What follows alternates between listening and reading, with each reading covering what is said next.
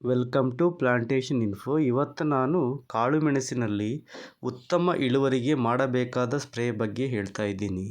ಕಾಳು ಮೆಣಸು ಕೊಯ್ಲು ಆದ ಮೇಲೆ ಮೇ ತಿಂಗಳಲ್ಲಿ ಈ ಸ್ಪ್ರೇಯನ್ನು ಮಾಡಿದರೆ ಹೆಚ್ಚಿನ ಗರಿಗಳು ಬರುತ್ತವೆ. ಕಾಳು ಮೆಣಸಿಗೆ ಮಾರ್ಚ್, ಏಪ್ರಿಲ್, ಮೇ ಬೇಸಿಗೆ ಸಮಯದಲ್ಲಿ ಸರಿಯಾದ ರೀತಿಯಲ್ಲಿ ನೀರನ್ನು ಕೂಡ ಕೊಡಬೇಕು. ನೀರು ಕೊಡುವುದರ ಜೊತೆಗೆ ಮೇ ತಿಂಗಳಲ್ಲಿ ನಾನು ಹೇಳಿದ ನ್ಯೂಟ್ರಿಯೆಂಟ್ ಸ್ಪ್ರೇ ಮಾಡಿದರೆ ಹೆಚ್ಚಿನ ಗರಿಗಳು ಬರುತ್ತವೆ ಹಾಗೂ ಇದರಿಂದ ಹೆಚ್ಚಿನ ಇಳುವರಿ ಕೂಡ ದೊರೆಯುತ್ತದೆ. ಒಂದು ಬ್ಯಾರಲ್ಗೆ ಮಿಕ್ಸ್ ಮಾಡಬೇಕಾದ ಪ್ರಮಾಣ ಹೇಳ್ತಾ ಇದ್ದೀನಿ. ಒಂದು ಬ್ಯಾರಲ್ ಅಂದರೆ 200 ಲೀಟರ್ ನೀರಿಗೆ ಮಿಕ್ಸ್ ಮಾಡಬೇಕಾದ ಪ್ರಮಾಣವನ್ನು ನಾನು ಈ ವಿಡಿಯೋದ ಮೂಲಕ ನಿಮಗೆ ಹೇಳ್ತಾ ಇದ್ದೀನಿ. 19 1 kg. ಇದು NPK ಪೋಷಕಾಂಶಗಳನ್ನು ಹೊಂದಿರುತ್ತದೆ ಹಾಗೂ MAP 500 ಗ್ರಾಂ. ಇದು ಮೋನೋ ಅಮೋನಿಯಂ ಫಾಸ್ಫೇಟ್ ಆಗಿರುತ್ತದೆ. ಫಾಸ್ಫರಸ್ ಬಂದು ಗಿಡಗಳ ಬೇರುಗಳಿಗೆ ಮತ್ತು ಹೂವು ಅರಳುವ ಸಮಯದಲ್ಲಿ ತುಂಬ ಉಪಯುಕ್ತವಾದ ಪೋಷಕಾಂಶವಾಗಿರುತ್ತದೆ. ಹಾಗೆಯೇ ಪ್ಲಾನೋಫಿಕ್ಸ್ 75 ml. ಇದು ಹಾರ್ಮೋನಲ್ ಆಗಿರುತ್ತದೆ. ಗಿಡಕ್ಕೆ ಎಲ್ಲ ಸಮಯದಲ್ಲೂ ಬೇಕಾಗುತ್ತದೆ. Chelated micronutrient 200 gram. ಕ್ಯಾಟ್ಕಿನ್ಸ್ ಬರುವ ಸಮಯದಲ್ಲಿ ಇದೊಂದು ತುಂಬ ಉಪಯುಕ್ತವಾದ ಪೋಷಕಾಂಶವಾಗಿದೆ. ಇದನ್ನು ಕೂಡ ನಾವು ಮರೆಯದೆ ಕೊಡಬೇಕು.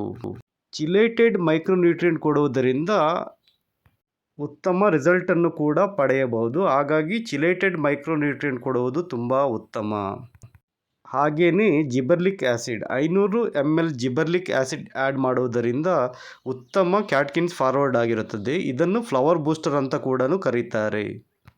ಕ್ಯಾಟ್ಕಿನ್ಸ್ ಫಾರ್ವರ್ಡ್ ಆಗೋ ಸಮಯದಲ್ಲಿ ಗಿಡಗಳಿಗೆ ಬೋರಾನ್ನ ಅವಶ್ಯಕತೆ ತುಂಬ ಜಾಸ್ತಿ ಇರುತ್ತದೆ. ಹಾಗಾಗಿ ಮರೆಯದೆ ಬೋರಾನನ್ನು ಕೂಡ 100 ಗ್ರಾಂ ಆ್ಯಡ್ ಮಾಡಬೇಕು. ಮೇಲೆ ತಿಳಿಸಿದ ಎಲ್ಲ ಪೋಷಕಾಂಶಗಳನ್ನು 200 ಲೀಟರ್ ಬ್ಯಾರಲ್ಗೆ ಮಿಶ್ರಣ ಮಾಡಬೇಕು.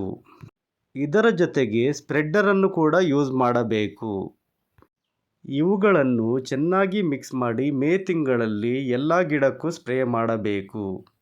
ಸಾಧಾರಣವಾಗಿ 20ರಿಂದ ಮೇಲಿರುವ ಗಿಡಗಳಿಗೆ 3ರಿಂದ 4 ಲೀಟರ್, 15ರಿಂದ 20 ಅಡಿ ಎತ್ತರದ ಗಿಡಕ್ಕೆ 3 ಲೀಟರ್, 10ರಿಂದ 15 ಅಡಿ ಗಿಡಕ್ಕೆ 2 ಲೀಟರ್ ಮಿಶ್ರಣವನ್ನು ಸ್ಪ್ರೇ ಮಾಡಬೇಕು.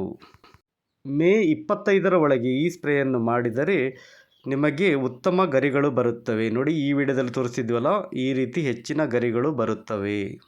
ಗರಿಗಳು ಉದುರುವುದು ಕೂಡ ತುಂಬ ಕಡಿಮೆ ಆಗುತ್ತದೆ. ಗರಿಗಳ ಕನ್ವರ್ಷನ್ ರೇಷಿಯೋ ಕೂಡ ತುಂಬ ಜಾಸ್ತಿ ಆಗಿರುತ್ತದೆ. ಗಿಡಗಳು ಕೂಡ ತುಂಬ ಹೆಲ್ತಿ ಆಗಿರುತ್ತದೆ. ಹಾಗಾಗಿ ಈ ಸ್ಪ್ರೇಯನ್ನು ಮರೆಯದೆ ನೀವು ಮೇ ತಿಂಗಳ 20ರ ಒಳಗೆ ಮಾಡಬೇಕು. ಯಾವುದಾದರೂ ಹುಳಗಳ ಬಾಧೆಯನ್ನು ನೋಟಿಸ್ ಮಾಡಿದರೆ ಇದರ ಜೊತೆಗೆ ಡೈಮಥೇಟ್ 400 ml ಅನ್ನು ಆ್ಯಡ್ ಮಾಡಬಹುದು ಅಥವಾ ಫಿಪ್ರೋನಿಲ್ 400 ml ಅನ್ನು ಕೂಡ ಆ್ಯಡ್ ಮಾಡಬಹುದು.